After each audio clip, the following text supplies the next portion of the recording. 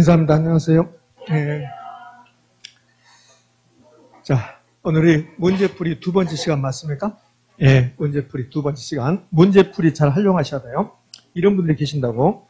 이론이 안 돼 있으니까 나는 문제풀이 안 할란다. 그러면 시험은 내년에 봐야 될 것 같습니다. 예. 자, 이거는 완벽하게 아는 상태에서 시험 보러 가는 게 아닙니다. 60점 맞는 시험이니까 어느 정도 알면 문제를 풀으셔야 돼. 그래야 되는데, 뭐, 문제 풀면 안 풀리니까, 문제 안 풀어버리면, 그러면 시험장 가서도 알고도 틀려버리는 이런 일이 발생합니다. 그래서 문제풀이 과정을 좀, 잘 활용하시기 바랍니다. 다 합격할 수 있어요. 너무 걱정하지 마시고. 안으로 숨어버리면, 집으로 숨어버리면 더 안 된다는 거. 근데 꼭 숨어서 혼자 하면 잘 될 것처럼 느껴져요. 전혀 그렇지 않다는 거. 설자 들어가면, 그럼 무슨 강과입니까? 기능적 강과. 집에서 혼자 해봐. 그런 거 듣는다 아니라 안 돼. 퇴퇴가 경제적 강과라는 것은 집에서 하면 안 돼. 여기 오니까 되잖아. 퇴퇴 경제적 강과. 뭔 말인지 모르는 사람들이 여러 명 있다 지금. 네? 자, 그 다음에 요거 보면 여기 자료 오늘 아침에 받은 자료 2장짜리 있죠? 여기 이제 암기사항이라고 이제 됐는데 그럼 이제 그 동그라미 진 거 그거 한번 보게요. 여기 동그라미 한 거 그렇게 외우는 거야. 그러니까 1번 보면 부동산학의 성격, 이거는 시험에 잘 나오는 거예요. 그래서 부동산학은 추상적 학문, 순수학, 자연과학, 가상적 학문이 아니다. 외울 때는 부동산학은 추순자가 아니다. 이렇게 암기하는 거 이렇게. 의미하셨죠? 그러니까 얘네들을 처음에는 몇 번 보다 보면 이제 하루에 아니라 1시간에 다 봐버린다. 1시간에. 몇 번 보다 보면 1시간에 다 보게 돼 있어요. 그럼 1번, 부동산학은 추순자가 아니다. 그러면 2번만 보면 그건 안다고. 그러면 이제 그냥 넘어가고. 2번, 부동산의 특성, 그러면 부동성, 그러면 많이 했잖아요. 3가지 알고 간다고? 지역, 임장활동, 일부효과. 부정성, 물리적 공급 안 된다. 채용, 토지용의 집약화. 이 중에서 최근에 가장 잘 나온 것은 토지용 집약화. 이렇게 용속성, 물리적 강화 안 된다. 관리의 필요성, 재생산 이론 적용되지 않는다. 장기, 예측, 변동이 다 용속성과 관련된다. 이렇게 하시면 된단 말이에요. 이렇게. 그 다음에 개별성도 마찬가지로 개별성, 일무일가 적용되지 않는다. 개별이란 말, 그 다음에 비자란 말이 들어가면 다음부 다 개별성이다. 용속성, 연가의수 이렇게 쭉 외우시라고 매일 보면서 의미하셨죠? 여기 이제 1번이야, 1번. 여기다가 나중에 또 여기다 첨가하시면 2번, 3번까지 나갈 수 있어요. 여러분이 잘 보시면 2번이 나가고 2번을 갖다가 잘 안 보면 2번도 안 나가고 이렇게. 요것만 하셔도 충분히 60점 맞출 수 있다니까요. 아, 실제라니까? 이렇게. 그러니까 요거를 이번 달 안에 다 끝내야 돼요. 보시고. 그러면 이제 8월 달에 되면 방학이 끝나고 나면 또 이제 이거 2번이 나올 수 있습니다. 2번 이렇게. 그러면 그것만 하시더라도 충분히 된다는 거. 되셨죠? 잘 활용하시기 바랍니다. 네. 이제 집에 갖고 와서 어디 있는지도 모르고, 그 다음에 또, 4번 하고 나서 줄아가고. 네. 자, 이제 공부 시작할게요. 오늘은 감정평가 마무리하고, 그 다음에 개발, 관리, 마케팅 이렇게 가볼 겁니다. 자, 지난주에 감정평가를 공부했는데, 지난주에 감정평가에서 뭘 공부했냐면, 지역 분석, 개별 분석, 가치와 가격 비교, 그다음에 가치 재원칙 이런 거 했었습니다. 감정평가 3방식 틀만 잡았죠. 감정평가 3방식 틀. 그다음에 이제 원가법을 설명하고 문제를 안 풀었어요. 원가법을 설명하고 문제를 안 풀었는데 그런데 넘어가지 마서 제가 이쪽 와서 넘기겠습니다. 자, 넘겼죠? 자, 그러면 원가법을 다 설명했는가 안 했는가 기억이 없죠?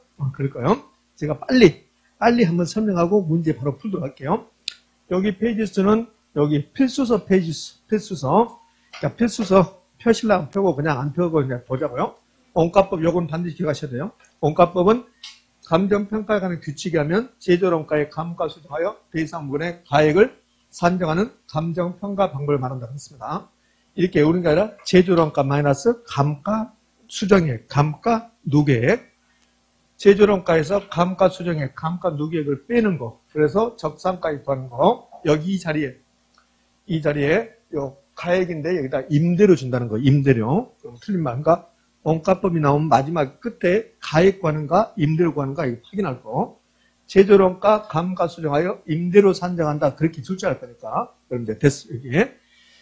제조원가에서 감가 수정을 빼는 것을 감가 수정이라고 한다. 그럼 감가 수정이 뭐냐고 물어보면 제조원가에서 감액해야 될 요인이 있다면, 감가 요인이 있다면, 감액이 될 요인이 있다. 감액, 가치를 감소시켜야 될 요인이 있다면, 그럼 제조원가에서 감가액을 공제하여, 감가 수정은 공제하여, 가액을 산정하는 그 작업을 감가수정이라고 했다. 이제 원가법은 두 가지 공부하는 거예요. 이론적으로는 제조원가 공부하고 감가수정 공부하고. 그럼 감가수정이 이제 개념은 감가수정이 뭔데요? 그러면 제조원가에서 감가액을 공제하는 거. 왜 감가하는데요? 감가 요인이 있으니까. 요즘은 감가 요인은 잘 나오잖아요. 그러면 감가수정 방법이 이제 작년에 시험에 출제됐고, 감가수정과 감가상각은 16의 이유로 출제하지 않고 있습니다. 또 비교하는 거. 자, 그럼 제조원가 이제 넘어갈 건데, 제조원가 그러면 생각나는 게 한 네 가지 생각나야 돼. 첫 번째, 기준 시점. 두 번째, 무슨 건설 기준? 도급 건설 기준. 그래서 제조원가는 자가 건설했다 하더라도 도급 건설 기준으로 처리한다. 그다음 세 번째, 제조원가에 수급인의 이윤이 포함된다, 포함되지 않는다? 포함된다. 네 번째, 제조원가는 두 가지가 있다는 거야. 물리적으로 똑같게 만들자, 복제원가, 복조원가, 재생산 비용. 기능 효용을 똑같게 만들자, 대치원가, 대체원가, 대체비용. 대치원가로 제조원가 산정했으면 그러면 감가 수정할 때 기능적 감가 한다 안 한다? 안 한다. 제조원가는 그 네 가지. 자, 책에는 제조원가의 구성, 제조원가 산정 방법 나왔는데 그거 안 나와. 그러니까 네 가지야. 자, 볼까요? 제조원가. 왜 그러셔요? 왜 그러셔요? 제조원가는 네 가지인데 제가 무대에 올라갔다 내려갔답니다. 제조원가 나왔습니다. 제조원가는 기준 시점, 무조건 기준 시점이 나와야 돼요. 그다음에 현재 시점, 신축 시점 나오면 틀린 말이고,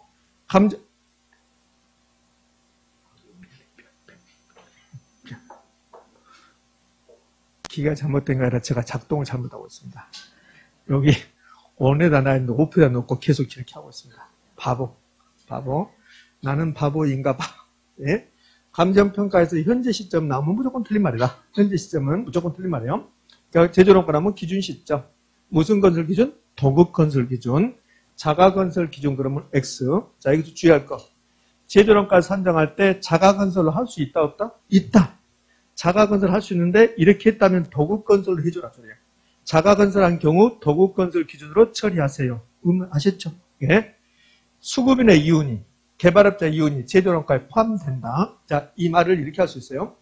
이 제조원가는 표준적인 건설비라는 게 있다고. 제조원가의 구성은 표준적인 건설비에 직접공사비, 간접공사비 여기에 수급인의 이윤이 포함되는 거야. 그러면 이 제조원가의 표준적인 건설비하고 통상의 부대비용인데 이 부대비용이 뭐냐고 절대 안 물어봐요. 그럼 이제 수급인의 이윤이 제조원가에 포함됩니다. 그러면 수급인의 이윤은 제조원가에 포함된다 이렇게 나올 수도 있고, 수급인의 이윤은 표준적인 건설비에 포함된다 이렇게 나올 수도 있어요. 표준적인 건설비가 제조원가에 포함되는 거니까. 근데 주로 수급인의 이윤은 표준적인 건설비에 포함돼서 제조원가를 구성한다. 다시요. 수급인의 이윤은 표준적인 건설비에 포함하여 제조원가를 구성한다. OX? 오잖아요. 그러니까 이 수급인의 이윤은 표준적인 건설비에 포함된다. 이런 표현보다는 수급인의 이윤은, 개발업자 이윤은 제조원가에 포함된다. 이 정도. 자, 산정 방법 필요 없어요. 이거는. 요거 나오면 손에 장을 찍는다.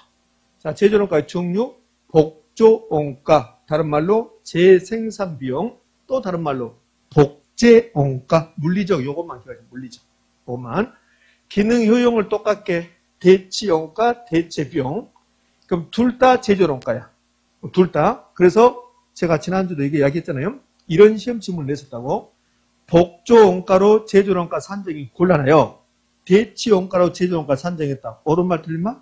옳은 말. 둘 다 제조원가니까. 그렇죠? 서울 갈 때 지하철이 끊겨서 버스 타고 갔다. OX? 오잖아요. 근데 이제 그렇게 주면 망해진다고. 복조원가와 대치원가는 다르다겠는데? 뭐 이렇게 하면서. 둘 다 제조원가지. 그러니까 복조원가로 제조원가를 산정하려고 했는데 그게 안 돼서 대치원가로 산정했다. 옳은 말. 대치원가로 제조원가를 산정하기 곤란해서 복조원가로 산정했다. 그것도 옳은 말. 그러면 복조원가로 제조원가 산정하면 나중에 감가 수정할 때 기능적 감가를 해야 되고, 만약에 대치원가로 제조원가 산정했다면 그러면 나중에 기능적 감가 한다 안 한다? 안 한다. 이렇게.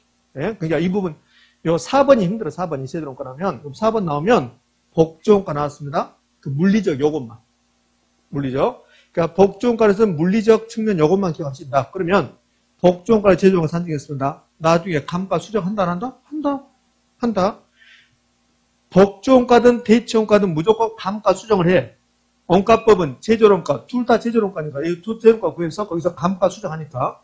그런데 대치원가나 제조원가 산정하면 감가 수정할 때 뭐 하지 않는다? 기능적 감가.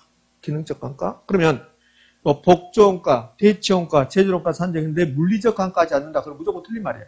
물리적 감가는 타기 돼 있어. 기능적 감가하지 않는다가 나와야 돼. 기능적 감가. 물리적 감가하지 않는다. 근데 거기다 동그라미 했다. 그럼 무조건 틀린 말이에요. 기능적 감가하지 않는다. 이렇게 나왔을 때 동그라미 할 수도 있다는 거예요. 근데 기능적 감가하지 않는다. 그런데 어느 경우에 대치원가로 제조원가 산정했을 때. 그러니까 감가 수정하지 않는다. 뭐 감가하지 않는다. 무슨 감가하지 않는다는 기능적 감가하지 않는다. 요것만 나와야 돼. 요것만. 어느 경우에 대치원가로 제조원가 산정했을 때. 근데 이렇게 준단 말이에요. 물리적 측면의 원가인 복조원가, 물리적 측면의 원가인 복조원가로 제조원가를 산정하면 물리적 감가를 하지 않고 기능 측면의 원가인 대치원가로 제조원가 산정하면 기능적 감가를 하지 않는다. 그리고 그럴싸하게 보여요. 물리적 측면이니까 물리적 감가하지 않고 기능적 측면이니까 기능적 감가하지 않고 그럴싸하게 보인다고. 물리적 감가하지 않는다가 나왔어요. 옵니까? 있습니까? X. 의미하셨죠? 그러니까 오로지 요 기능적 감가하지 않는다. 요것만 나와야 돼. 어느 경우에 대치원가로 제조원가 산정했을 때. 그러면 제조원가 끝. 자, 이제 감가 수정. 감가 수정은 가산입니까? 공제입니까? 공제. 제조원가에서 감가 누계액을 공제한다는 거. 공제. 왜 감가 수정? 감가 요인이 있습니까? 감가 요인은 여기 내부적, 외부적 나는데 여기까지는 우리는 필요 없고 물리적 감가 노마 파손. 노후와 마모 파손 손상인데 나올 확률이 거의 없어. 기능적 감가 요인은 내부 측면. 기능적 감가는 내부 측면. 그러면서 건물과 부지가 부적합했다. 부적은 있다. 건물과 부지는 내부 요인이라는 거. 그래서 건물과 부지는 기능적 감가, 다음 설자, 과잉설비, 과도설비, 설계불량, 설자 나온다는 거. 기능적 감가는 균형의 원칙과 관련된다. 경제적 감가는 태태, 외부 환경, 주위 환경과 부적합, 인근적인 세태, 시장성 감태, 적합의 원칙. 감가 요인이 있으니까 감가 수정해야 되겠네. 감가 수정 방법은 경제적 내용수, 경제적 생략하고 내용 요소 본다고. 관찰감가법, 분해법, 시장추출법, 임대료 손실하는 법. 시장추출법과 임대료 손실하는 법이 나오면 그러면 여기가 9층이다. 그치? 내가 뛰어내릴 수도 있다. 안 나온다. 안 나와. 이거 안 나온다. 이 두 개는 필요 없어요. 그럼 주로 나오는 게 요 세 가지. 그러면 정액법, 정률법, 상한기금법은 내용연수를 기준으로 감가하는 방법. 이 내용연수를 기준한단 말은 3년 연락하면 3년 감가하겠습니다. 5년 연락하면 5년 감가하겠습니다. 그게 내용연수를 기준하는 거예요. 관찰감가법은 눈으로 관찰을 통해서 감가액을 선정한다. 관찰감가법 가장 큰 포인트. 주관적, 객관적, 주관적. 분해법 언제 나왔는가 기억도 없어요. 관찰감가법 이게 19회 때인가 16회 때 나오고 그대로 안 나와요. 그럼 나오는 것은 계속 이것만 나오죠. 최근에. 이것만. 분해법도 마찬가지입니다. 언제 나왔는가 기억도 없습니다. 분해법도. 그러면 최근에는 정해법, 정률법, 상한기금법 이 세 개 중에서 이자 상당액 나왔습니다. 이자 상당액 뭡니까? 상한기금법. 그것만 찾으면 돼. 복리이자 상당액 그러면 무조건 상한기금법이야. 정액법 매년의 감가액이 항상 일정액이라고 해서 정액이라고 한단 말이야. 그러면 매년의 감가액이 항상 일정하다. 정액법. 그래서 균등상가법. 매년의 감가액이 1억 이렇게. 그래서 균등상가법, 직선법 이렇게 부르죠. 그럼요, 정액법은 특징은 이제 최근에 나온 것은 약간 어려워지는데 매년의 감가액은 항상 일정이야. 그럼 1차년도 감가액이에요. 감가액이 여기 이제 매년의 감가액입니다. 1억입니다. 그럼 감가 누계액. 감가 누계액은 감가액을 다 더한 거야. 그럼 1차년도는 1억. 2차년도 갑시다. 2차년도 감가는 얼마일까? 1억이야, 1억. 2차년 1억. 그럼 감가 누계액은 2억. 3차년도 1억. 감가 누계액은 3억. 됐죠? 그러면 정액법은 경과년수. 요 경과년수가 이제 1년, 2년 흘러가는 거야. 그럼 여기 1차, 2차 이거 이제 경과년수라고. 경과년수. 그럼 경과년수 1년이 지나면 1억, 2년이 지나면 2억, 3년이 지나면 3억. 그러면 이렇게 할 수 있죠. 정액법은 감가 누계액이 경과년수에 정비례한다. OX, 오전에 1년 일렀으니까 1억, 2년 일렀으니까 2년, 3년 일렀으니까 3억 이렇게. 정액법은 감가 누계액이 경관연수에 정비례한다. 맞습니까? 그러면 정액법은 매년의 감가액이 항상 일정하다. 그 다음에 감가 누계액은 이건 경관연수에 정비례한다. 그게 최근에 시험 지문이에요. 정율법은 매년의 감가율이 일정, 감가율, 상각률이 일정, 10% 이런 식으로. 그래서 정율법. 초기에 감가가 크고 후기로 갈수록 감가액은 점점 증가 감소. 이게 정율법. 그럼 이제 세 가지 방법 다 끝났어요. 이자, 상환기금법, 정액법, 매년의 감가액 항상 일정, 균등상각법, 직선법, 감가누계액은 경관연수의 정비례해서 증가한다. 정율법, 감가율이 일정, 상각률이 일정, 감가액은 점점 증가 감소, 감소. 그래서 감가액이 체감한다. 체감상각법 그래요. 체감상각법. 자, 이런 말들이 우리 시험에서 등장하고 있어요, 지금. 이거 출제자가 뭔가 잘못 생각한 것 같은데, 이거 뭐 공인회계사 공부하는 친구들이나 쓰는 거지, 우리한테는 정율법도 부담스러운데 무슨 또 이걸 체감상각법이라고 그래요. 체감상각법 말도 안 되죠. 이렇게. 자, 정액법 설명 다 했어요, 제가. 정율법도 마찬가지고 설명이 다 됐습니다, 이거. 다 됐어요. 이런 게 외우는 게 아니라겠습니다. 이거는 계사 문제 되는 거고. 자, 다 됐어요. 관찰감가법이 나왔습니다. 관찰감가법이 나오면 주관적, 객관적, 주관적 됐어요. 자, 분해법 나왔습니다. 분해법. 분해법은 왜 분해법이라고 부르냐면 이것 때문에 분해법이라고 불러요. 이 부동산에 감가 요인이 있어요. 감가 요인이. 그럼 감가 요인이 있으면 감가를 해야 되겠죠? 감가 요인을 분해하는 거야. 물리적 감가 요인이라는 게 있고 기능적 감가라는 게 있고 경제적 감가라는 게 있고. 근데 이 물리적 감가를 또 나눈다고. 기능적 감가 또 나누고 이렇게. 그 물리적 감가는 유리창이 깨지고 이 건물에 누수 현상이 발생하고 그것을 물리적 감가라고 그래요. 그럼 건물에 누수 현상이 발생했습니다. 근데 그걸 고쳤어요. 이거 누수 현상을 잡았다고. 누수를 잡았단 말이에요. 옥상에서 어떤 작업을 해서 누수 잡았어요. 그러면 고친 겁니까? 그렇지. 그런 감가를 치유 가능한. 치유 가능. 지금 하는 것은 한 번도 안 나왔어요. 치유 가능한 감가. 누수 현상이 발생하는데 이건 고칠 수가 없다. 그럼 치유 불가능. 치유 불가능. 감가. 그러면 물리적 감가는 고칠 수 있는 감가가 있고 고칠 수 없는 감가가 있다. 제가 다리가 좀 아파. 그 병원 갔더니 뭐라고 하냐면 그거 뭐 3개월 동안 약 먹고 한 달에 한 번씩 와서 주사 맞고 그러면 충분히 나을 수 있습니다. 그것은 치유 가능. 근데 병원에 갔더니 뭐라고 하냐면 뭐 돌아가실 정도는 아닌데 못 고칩니다. 못 치고 평생 다리가 약간 아플 겁니다. 그럼 치유 불가능. 의미하셨죠? 그럼 이제 기능적 감가. 기능적 감가도 고칠 수 있는 게 있고 치유 가능이 있고 치유 불가능이 있어요. 이 두 가지는 쟁점이 아닌. 뭐가 쟁점이냐면 이 경제적 감가 쟁점 나오면 요 분해법이 나오면 지금 요 하는 말이 나올 거라고. 그럼 경제적 감가는 내 토지가 이렇게 있는데 내 분산이 이렇게 있는데 옆에 쓰레기 소각장 들어온 거야. 이거 쓰레기 소각장 들어온 거예요. 그럼 쓰레기 소각장 들어왔습니다. 이렇게. 그럼 토지는 못 움직이죠? 분산 못 움직이죠? 그러면 쓰레기 소각장 때문에 내 토지가 감가돼. 이것을 경제적 감가라고 해요. 그러면 이 경제적 감가를 고칠 수 있는가 없는가? 고칠 수 없어. 이 건물이, 이 토지가 다른 데로 이사 가면 고칠 수 있죠. 근데 토지는 못 움직이죠. 이사 갈 수 있어요? 없어요? 없죠. 그럼 경제적 감가는 치유 가능, 불가능? 치유 불가능. 치유 불가능. 치유 불가능. 나오면 이것밖에 없어요. 경제적 감가 치유 불가능. 자, 그러면 분해법은 왜 분해법인가? 분해법은 감가 요인을 이렇게 분해하는 거야. 물리적 감가, 기능적 감가, 경제적 감가 또 나눠 이렇게. 치유 가능, 치유 불가능. 여기서 또 나눠져. 이렇게. 또 나눠지는 것을 알고 싶어요. 그러면 내년에 평가사 공부를 하세요.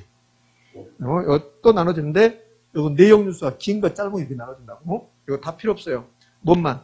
분해법의 이름은 왜 분해법인가? 이렇게 나누니까 분해법이라 한다고. 분해법.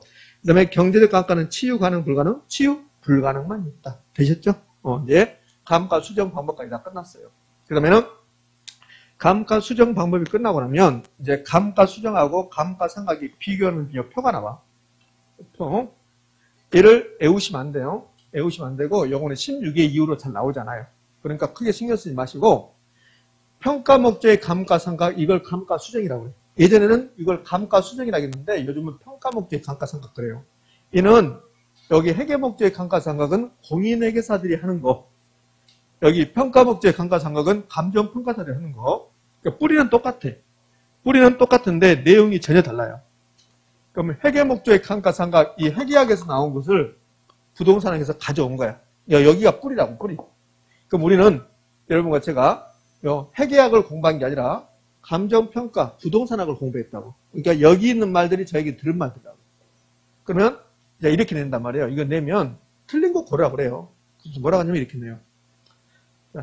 평가 목적의 감가상각은 취득원가를 바탕으로 비용을 배분하는 것이다. OX? X.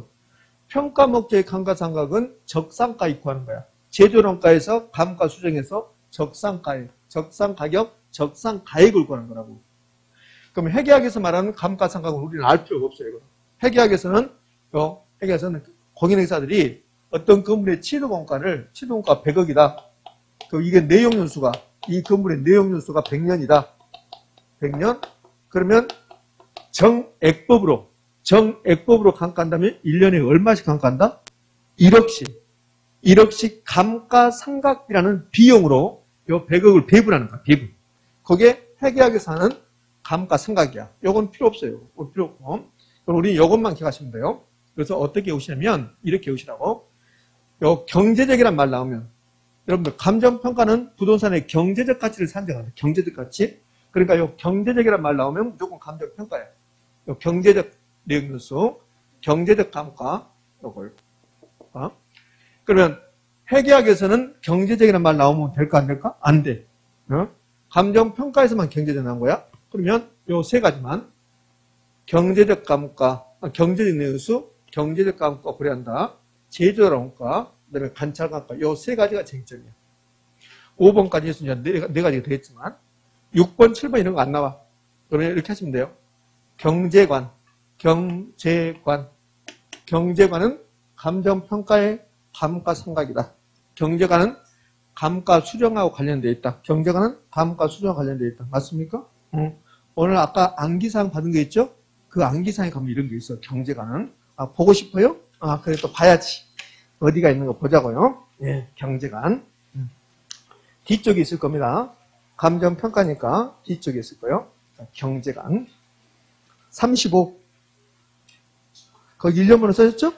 35. 2페이지 35 가면 감정평가 목적의 감가상각, 감가수정, 경제관은 감정평가의 감가수정 관련이다. 그러면서 감정평가의 감가상각은 경제연수를 사용하고 경제적 감가를 고려하고 제조원가를 기초로 가액을 산정하며 단차감급을 인정한다. 됐습니까? 그렇지. 그럼 요게 경제관이 회계목적의 감가상각을 연결시키면 올까 X일까? X가 된다는 거야. X가. 되셨죠? 경제관. 요것만 하시면 돼요. 경제관. 여러분이 저에게 당신의 인생관은 뭡니까? 그러면 생로병사. 제 인생관은? 당신의 경제관은 뭡니까? 감가수정. 당신의 경제관은 뭡니까? 나는 감가수정. 뭔 말인지 모르는 사람도 있다. 안타까워 죽겠네. 자, 이제 끝났어. 이제 끝났고, 이제 문제를 풀어야 돼. 이제 문제를 풀어봅시다. 원가 방식, 원가법. 자, 문제집으로 왔습니다. 자, 문제집 페이지 수 몇 페이지가 있습니까? 194쪽. 194쪽. 예? 자, 5번 문제. 154쪽 5번 문제. 됐습니까? 자, 틀린 거. 1번. 원가법을 통해 적상가격을 산정할 때는 제조원가의 감가 누계액을 공제하여 산정한다. 맞습니까? 원가법은 제조원가에서 감가 수정하여 적상가 입고한다. 2번. 대상 부동산 시장 가치가 투입된 비용을 감당하지 못하면 어느 누구도 부동산을 공급하지 않겠다는 것을 논리적 근거로 한다. 어렵다 이거.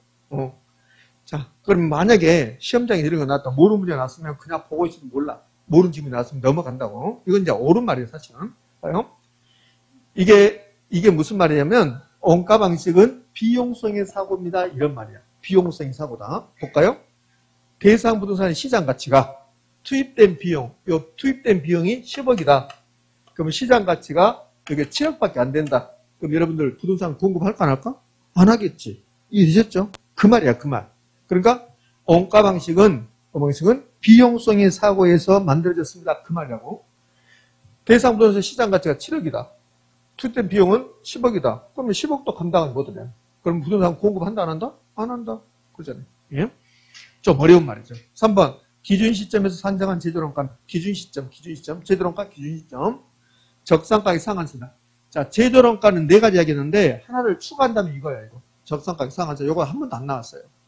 그러니까 제조원가는 적산가격의 상한선 역할을 하는데, 아직 나오지 않았습니다. 이게 무슨 말이냐면 이런 뜻이에요. 제조원가가 있고, 여기서 감가 수정을 해요.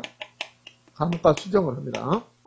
그러면 적산가액이 나오죠. 적산가액 이렇게 나온단 말이에요. 이렇게. 자, 그러면 제조원가가 10억입니다.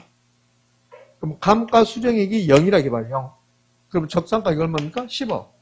그러면 제조원가는 적산가격의 상한선이에요.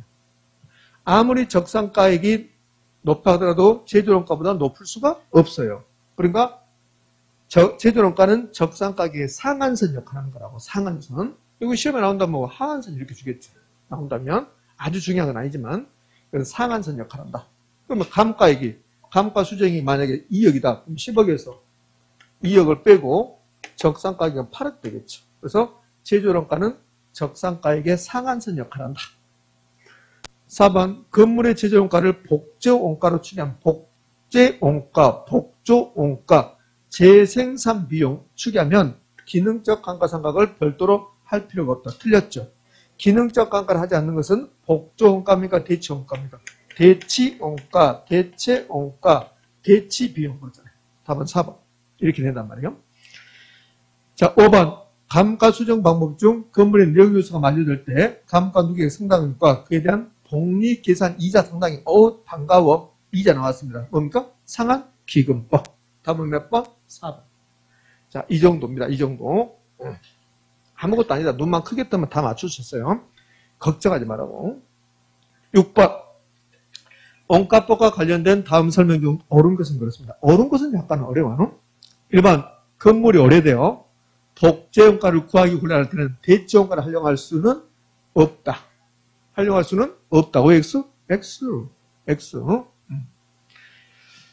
그러니까 복제원가를 제조원가 산정하고 싶은데, 근데 복제원가가 곤란하면 대체원가를 제조원가 산정할 수 있다, 없다? 있다.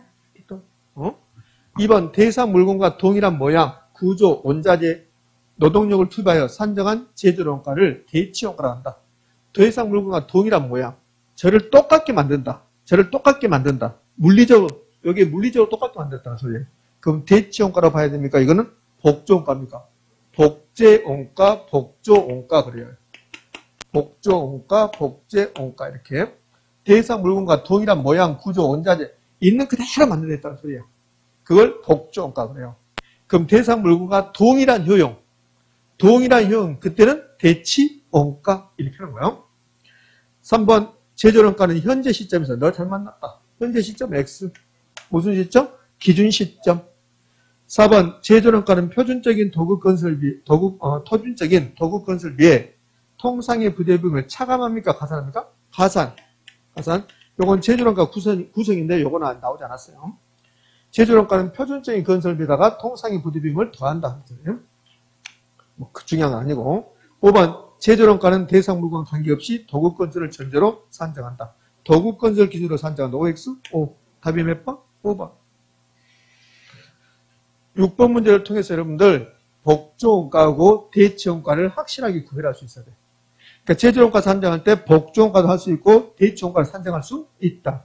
물리적으로 똑같게 만든다. 그 말을 2번 이제 물리적으로 똑같게 만든다 아니라 동일한 모양, 동일한 구조, 원자재 똑같게 만든다는 소리. 이게 물리적으로 동일성이야.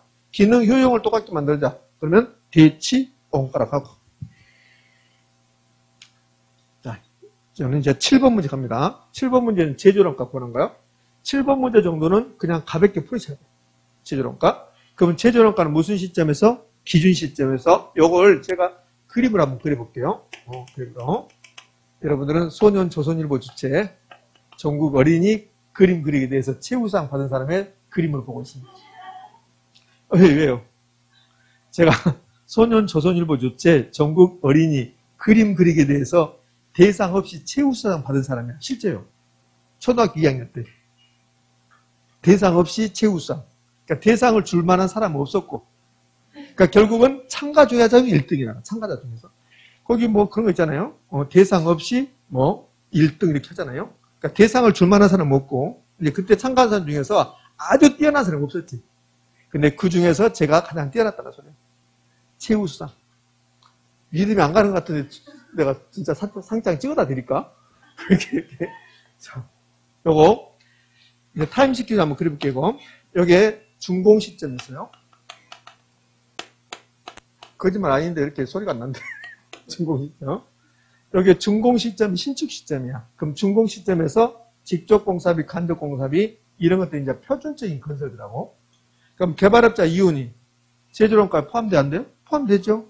그럼 중공 시점에서 비용은 얼마입니까? 4억인가요? 4억. 여기 신축 비용이 중공 시점에서 비용이니까 신축 비용이라고 하자고? 4억이에요. 근데 제조론가는 신축 시점에서 구하는 겁니까? 아니면 기준 시점에서? 기준 시점에서 산정하는 거예요. 제조론가. 자, 그러면 요 신축 시점부터 기준 시점까지 이 사이에 건축비가 만약에 10% 올라갔다. 그럼 건축비가 10% 올라가면 그러면 제조론가는 4억 4천이 되는 거야. 4억 4천. 10% 올라가면 4억 4천. 됐죠? 근데 제조론가처럼 이 건물은 대부분이 건축비 지수를 줘. 건축비 지수. 이 건축비 지수가 무슨 말이냐면 여기 지금 신축된 지가 20년 됐어요. 그럼 20년 전에 건축비 지수. 그러니까 이 준공 시점에서 건축비 4억인데 이 건축비를 100으로 보자는 소리예요. 100. 그럼 기준 시점에서 얼마가 됐어? 140? 150이 된 거야. 150. 그럼 20년 동안 건축비가 얼마 올라갔어요? 50% 올라갔다는 소리예요. 50%. 그럼 제조론가는 저는 4억 곱하기 100분의 150. 네? 이렇게 하든지 아니면 1.5로 곱하든지. 그럼 얼마 돼요? 6억이야. 6억. 6억인데 근데 이 제조론가 6억인데 뭘 물어보냐면 이렇게 물어봐요. 단위면적당. 그럼 여기 6억은 전체 제조론가고 전체. 그럼 단위면적당 제조론가는 연면적 1,500을 나눈다고. 나누기 1,500. 이러면 단위면적당 제조론가 나오죠. 그럼 단위면적당 제조론가 얼마야? 40만 원. 답이 4번. 요거 숫자만 바꿨고 이게 우리 시험에서 실제로 나왔던 거야. 2번 정도 이렇게. 그냥 이건 보너스예요. 이거 나오면 보너스. 되셨죠? 네. 이제 8번 문제 가볼까요? 네, 옳은 거 그렇습니다. 감가 수정. 1번 정률법에서는 매년의 감가율이 감소함에 따라 감가의 감소는 틀렸죠. 정률법의 매년의 감가율 감소합니까? 일정합니까? 일정. 그래서 정률 그런다고. 정률. 자, 봐봐요. 정률법에서는 매년의 감가율이 항상 일정하다. 정률법에서는 매년의 상각률이 항상 일정하다. 상각률하고 감가율이 똑같은 말이야. 틀렸네. 2번 정률법에서는 감가 누계의 경과년수의 정비례에 증가한다. 경과년수의 정비례에 증가하는 것은 정율법입니까? 정액법입니까? 정액법. 틀렸죠. 정률이 아니라 정액법. 그래야 돼. 정액법. 자, 3번 정률법을 직선법 또는 균등삼각법이라고 한다. 옳은 말. 아니야. 틀렸어. 정액법이야. 정액법. 정액법. 정율법이 아니라 정액법. 정률법은 체감삼각법. 직선법 또는 균등삼각법이라는 것은 정액법. 정률법은 체감삼각법. 정률법은 체감삼각법 이렇게 불러요. 네? 4번 상한기금법 나왔습니다. 볼 것도 없어. 이자 상당해. 이자 상당해. 그러면 상한기금법이야. 다음 몇 번이요? 4번. 상한기금법은 23회 때 단독 문제 나와요. 23회 때 부동산의 결혼 40번에 뭐라고 하냐면 이렇게 나와요. 건물 등의 내용에서 만료될 때 감가 누계 상당액과 그에 대한 복리계산 이자 상당액을 액분을 포함하여 당해 내용의 수로 상환하는 감가상각 방법은 그랬습니다. 답 몇 번이요? 답은 뭐요? 상한기금법. 여기 23회 때 나오고 작년에는 이렇게 지문 나오고 23회 때는 단독 문제. 작년에 지문, 그러니까 10년 만에 나온 거야. 23회 때 나오고 작년에 나왔으니까 잘 나오지 않는 거죠. 자, 4번이 답 옳은 거 고르겠습니까? 5번 정액법은 초기 감가액이 가장 크게 계산되나 경과년수에 비례하여 감가액이 감소하는 방식이다. 이건 정액법보다는 정율법이라는 게 좋다. 정율법. 정액법이라 정율법. 자, 8번까지 됐습니다. 여러분들 확장시키지 말고 여기 이 문제집으로 충분해요. 이 문제는 이 문제집 100점짜리 문제는 아니야. 100점짜리 문제 아닌데 이 정도면 80점 만드는 아무 지장 없어. 80점 맞는다고 생각하고 요것만 하시오. 요것만. 다른 거 하지 말고. 나는 이 책 보고 싶어. 저쪽 아니. 제가 보니까 요거 너무 잘 해놨어요. 문제도 많지 않고 꼭 필요한 거 해놨으니까 요것만 해. 다른 출판사 보면 막 다른 요거 책이 2배 돼. 2배. 그래서 내가 보면 다른 출판사가 이렇게 다른 거 수업하는데 보면 겹치는 지분이 너무 많고 똑같이 많아. 근데 요거는 되도록이면 겹치는 지분 다 빼놨으니까 너무 잘 만들어놨어요. 선생님 네가 만들었는데 아니 내가 안 만들었어. 내가 안 만들고 저하고 잘 아는 분이 그거 만들었는데 너무 잘 만들었어. 아우 잘했어. 내가 문자에서 잘 만들었다고 그래서 그 문자 왔더라. 형님 그렇게 생각하십니까? 아 깔끔해. 아 잘했어. 자 갑시다. 여기 이제 9번이 공장 건물 적산가액 그랬습니다. 이건 딱 한 번 나와. 한 번. 이거는 한 번. 자 그러면 요 적산가액 구하기 있거든요. 그럼 적산가액 구하기 있으니까 제조원가에서 감가 누계액을 빼죠. 그러면 이제 적산가액이니까 감가 수정 방법. 요 적산가액 원가법은 감가 수정 방법 거기에 따라 달라진 거야. 제조원가는 쉬워. 요 계산 문제 나왔을 때 제조원가는 쉽게 준다고. 쉽게. 제조원가는 신축 비용 10억이었다. 근데 건축 기수가 100에서 120이 됐다. 이렇게 쉽게 준다고. 제조원가는. 근데 뭐가 어렵냐면 감가 수정이 어려워. 감가 수정. 그럼 감가 수정 방법은 정액법도 있고 상한기금법도 있고 정률법도 있고 그래요. 상한기금법 계산 문제 냈다. 그러면 출제자 미친 거고. 안 낸다고 그거는. 그러니까 정액법만 내다가 정률법이 딱 한 번 나왔어요. 여기 봐봐요. 정률법이잖아요. 정률법. 여기 29회 때인가 30회 때인가 딱 한 번 나온다고. 정률법이라고. 그럼 정률법으로 지금 원가법의 적산가액 구하라는 소리야. 그럼 원가법은 제조원가에서 감가 수정해서 적산가액 구하는데 그 제조원가 구하고 요 감가 수정액 구하는 거예요. 그럼 감가 수정액 구할 때 감가 수정 방법 정액법, 정률법, 상한기금법 이렇게 있잖아요. 정액법이 약간 어렵고 정률법은 오히려 쉬워요. 그러면 여기 이제 감가 수정 방법이 나온다고. 그 감가 수정 방법 중에서 정율법이 유일하게 봐봐요. 정율법을 하잖아요. 신축공사비는 준공 당시 제조원가를 적정하며 감가 수정 방법을 공장 건물이 설비에 가까운 점을 고려하여 정율법을 적용한다. 원래 건물은 정액법이야. 정율법이 아니라고. 이 정율법은 기계에 적용되는 게 정율법이야. 예. 그러니까 건물 이런 것들은 정액법을 하는 거고 기계는 정율법을 하는 건데 그래서 이거 주잖아요. 공장 건물이 설비에 가까운 점을 고려해서 정율법을 하라고. 이렇게. 그럼 정율법으로 여기 적산가액 구한다. 만약에 감가 수정 방법이 정율법이다. 그럼 정율법으로 적산가액 구한다. 그러면 공식 외우면 금방 알아요. 정율법에 의한 적산가액. 이 말은 원가법인데 감가 수정 방법은 정율법입니다. 이 말이에요. 그럼 이제 요건 공식을 하나 외우면 될 건데요. 그럼 적산가액은 이런 절차 필요 없어요. 적산가액은 어떻게 하냐면 제조달 원가 곱하기 전년 대비 잔가율 경과년수 자, 이렇게 했다고 이렇게. 이 공식을 외워서 대입하면 바로 돼요. 자 그러면 이 공식을 외웠다 하고 요거 한번 대입해보면 금방 된다고. 대입하고 나서 답을 내고 논리를 제가 설명해 볼게요. 제조원가를 구해야 돼요. 그러니까 정액법이든 정률법이든 무조건 원가법은 제조원가를 구해야 돼요. 그러니까 제조원가를 구하는 게 쉽다 했잖아요. 자 볼까요? 신축공사비 얼마? 8천만 원. 그러니까 준공단시가 2018년 9월 30일, 기준 시점은 2020년 9월 30일. 몇 년 흘렀어요? 2년이죠. 건축비수 줬잖아요. 건축비수. 그러면 18년 9월 달에는 100이고, 그 다음에 18년 9월 달에는 100이고, 2000년은 9월 달에는 110이야. 그럼 2년 동안 건축비가 몇 올라갔어요? 10% 올라간 거야. 그럼 제조원가는 금방 구할 수 있잖아요. 제조원가를 뽑읍시다. 제조원가는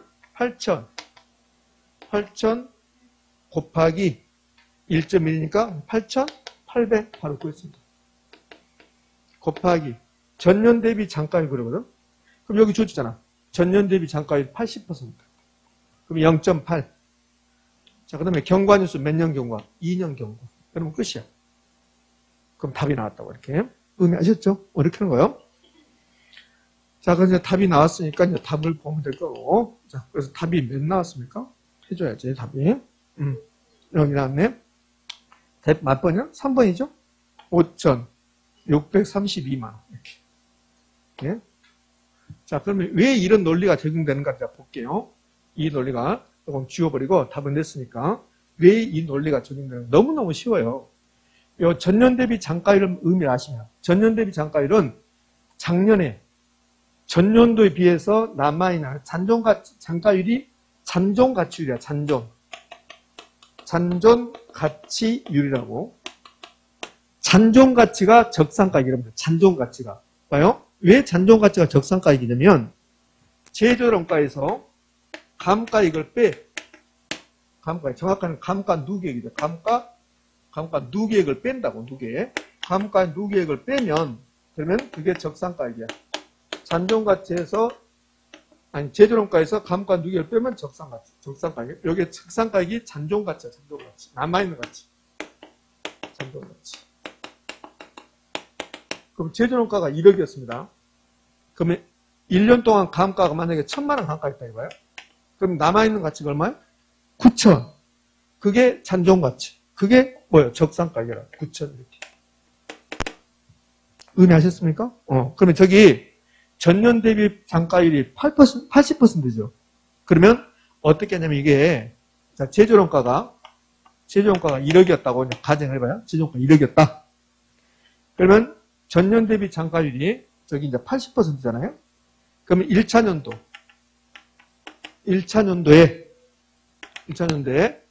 감가액, 그 다음에 여기 적산가액 구하시군요.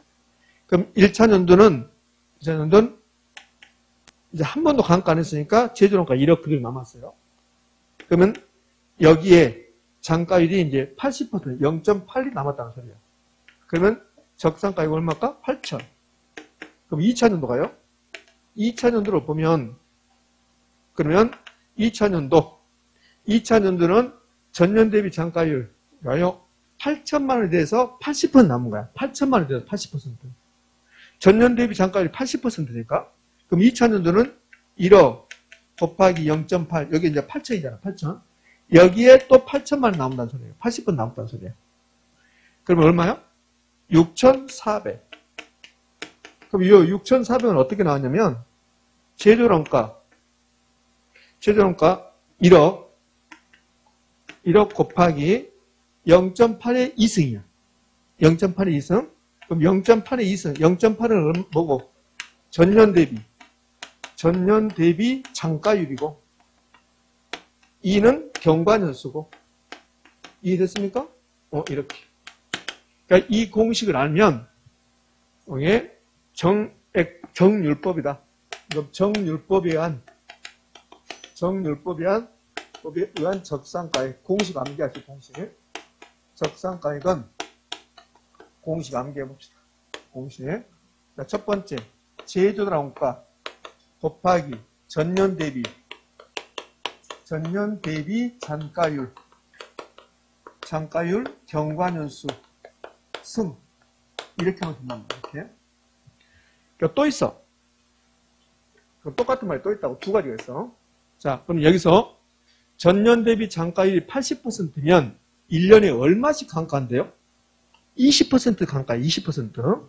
그럼 이렇게 되면 매년의 감가율이 몇 퍼센트래요? 20%. 여기 이제 똑같으니까 정률이죠, 정률. 그러면 이 장가율 80%는 1에서 감가율 빼버리면 되죠. 맞잖아요? 전년 대비 장가율 80이죠. 그러면 80은 0.8. 그럼 이 80%는 1에서 매년의 감가율 20%, 0.2를 빼버리면 되잖아.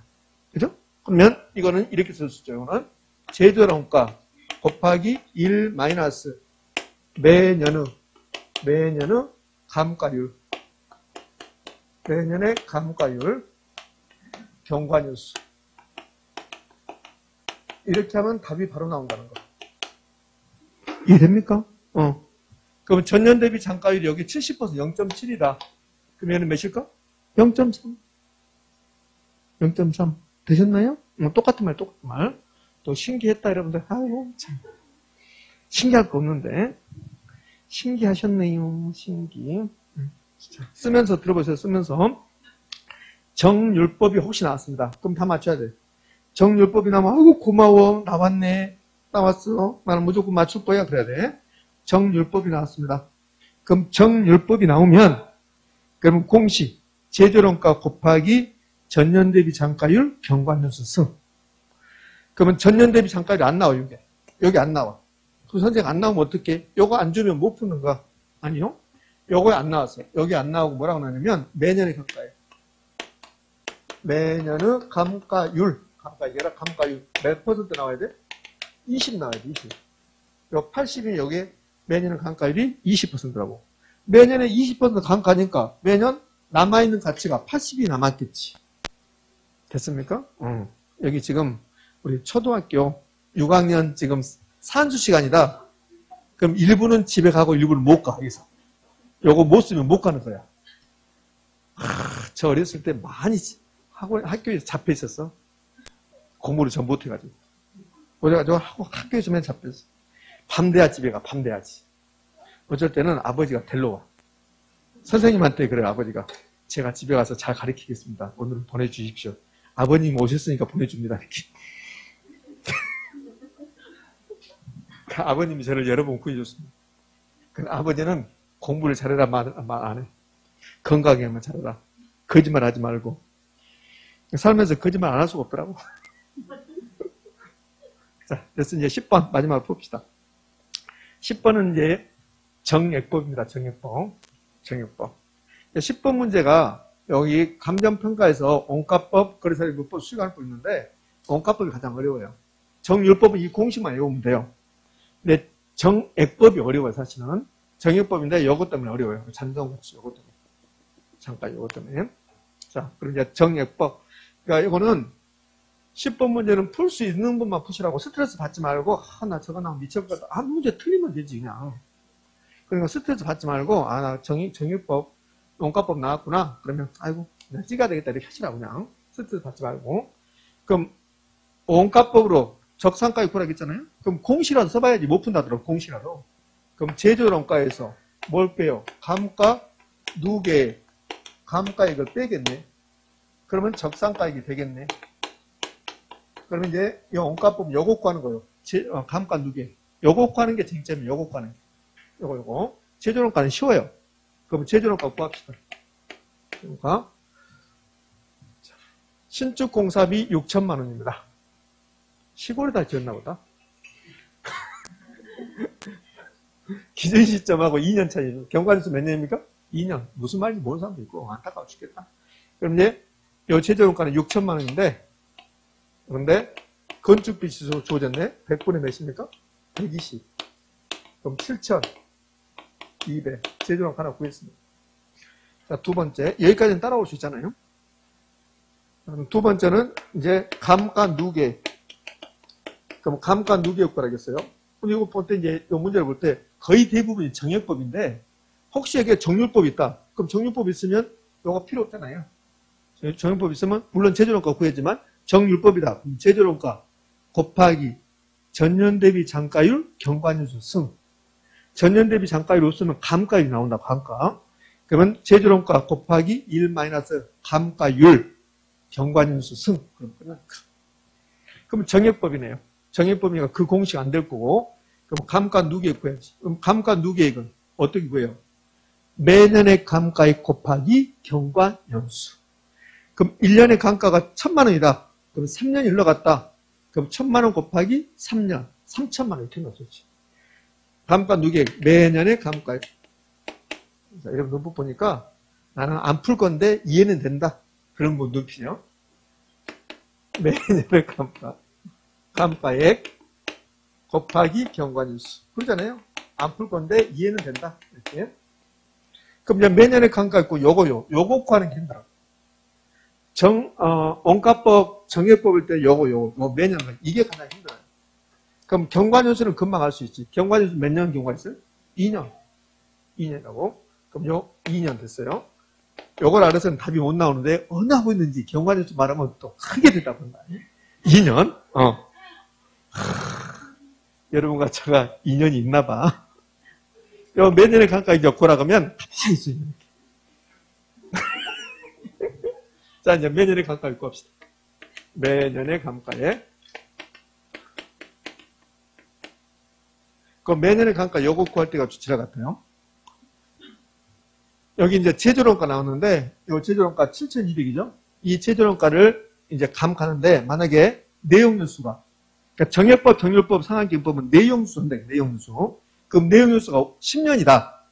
그럼 7,200을 10년 동안 감가하는 거야. 7,200 10년 동안. 그럼 정액법이다. 7,200을 10년 동안 감가한다. 그러면 1년에 얼마씩?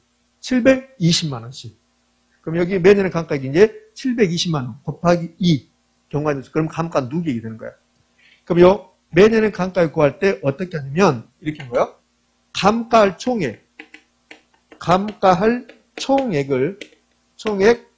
나누기 내용연수 이렇게 하는 거야. 그럼 감가할 총액이 제조로인 거예요. 근데 문제는 요 감가할 총액을 내용연수 나눈 게 정액법은 매년의 감가액이 그럼 내용연수 동안 감가할 총액을 내용연수로 나누는 거야. 그러면 감가할 총액이 10억이다. 내용연수가 50년이다. 10억을 50으로 나눈다고. 그럼 매년의 감가액이 나오는 거야. 근데 요 감가할 총액이 어떻게 계산되냐면 감가할 총액은 제조론가야. 제조론가? 근데 이런 게 따라 나온 거야. 이런 게. 내용연수 만료 시 잔가율이 10% 이 말은 내용연수가 끝났는데 10%가 남아있다는 거야. 잔가율. 남아있는 가치율. 그럼 제조론가가 10억이다. 그럼 이게 없다. 이거야. 자, 제조론가가 만약에 이 문제 제조론가가 10억이다. 그럼 내용연수가 만약에 10년이다. 근데 이게 없다면 그러면 10억을 10년 동안 감가한다. 그러면 10억 나누기 10. 1년에 1억씩 감가한다 이 소리예요. 근데 여기 잔가율이 10%, 내용연수 만료시, 내용연수 끝났는데 10%는 남아있다는 소리야. 그러면 10억이 감가됩니까? 여기서 10% 빼야 됩니까? 10% 빼야 돼. 그러니까 감가할 총액은 제조론가에서 잔가율, 잔존가치를 뺀다고 이렇게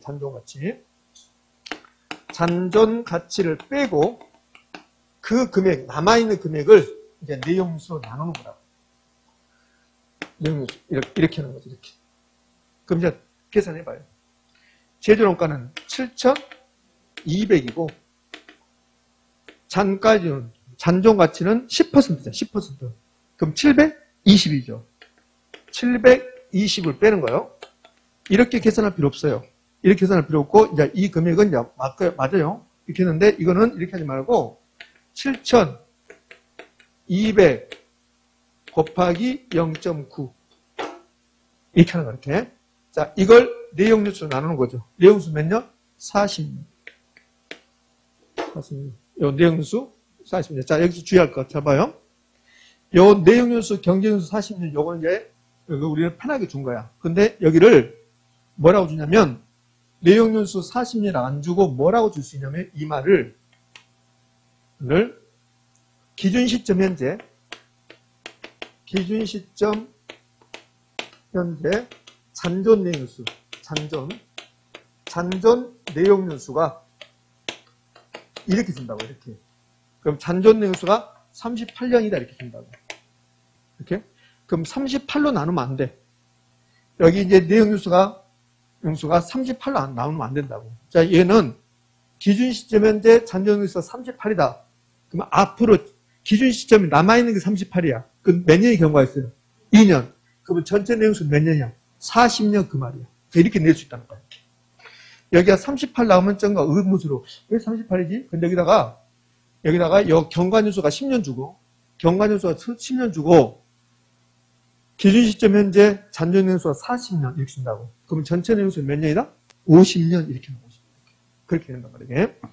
자, 그렇게 낼 수 있는 거예요. 그럼 40 나눴습니다. 이렇게 나누면 그럼 이제 매년의 감가액이 계산돼. 그 매년의 감가액이 162만 원 계산돼. 162만 원. 그 162만 원 계산됐습니다. 자, 그럼 우리가 구하는 것은 매년의 감가액이 아니에요. 우리가 구하는 것은 감가 누계액이죠. 감가 누계액. 그럼 감가 누계액은 162만 원 곱하기 몇 년? 2년. 그럼 감가 누계액 그려졌죠. 감가 누계액은 324만 원. 324만 원. 이제 다 끝났네요. 그러면 마지막에 적상가액. 적상가액은 7,200에서 324만 원을 빼면 되죠. 그래서 얼마가 나옵니까? 6,876만 원. 6,876만 원. 그러니까 전화해야 되겠다. 이거는 잘못 만들었다고. 딱 좀 떨어지게 만들라고. 뭐 6,800이든지 이렇게 하지. 이게 76만 원인 거야. 이렇게. 의미하셨죠? 이렇게 푸는 거예요. 자, 시간이 좀 많이 됐는데, 자, 정리해봐요. 만약에 정율법의 계산문이 나왔다. 정율법이. 그럼 다 풀 수 있어. 정율법이 나오면 제조원가 곱하기 전년 대비 장가율 경관연수 승. 전년 대비 장가율 안 나오고 감가율이 나왔다. 그럼 제조원가 곱하기 1 마이너스 감가율 경관연수 승. 됐죠? 그게 정율법. 정율법이 나오면 다 풀어야 되거든. 정액법이 나오면 요거 감가 누계액 구할 때 감가 구할 때 잔존가치율이 있으면 요거 빼준다는 거. 제조원가에서 잔존가치율은 빼주고 내용요수로 나누는데 내용요수가 이렇게 장난칠 수 있다는 거. 내용요수가 딱 떨어지지 않는 숫자다. 그러면 유심히 봐셔야 돼. 그냥 내용요수가 아니라 여기 잔존 내용수 나오면 그러면 경관요수를 더해줘야 한다는 거. 그래서 나눈다는 거. 자, 이런 것들이 우리를 힘들게 합니다. 되셨습니까? 자, 고생하셨고 10분 쉬었다가 계속 하겠습니다.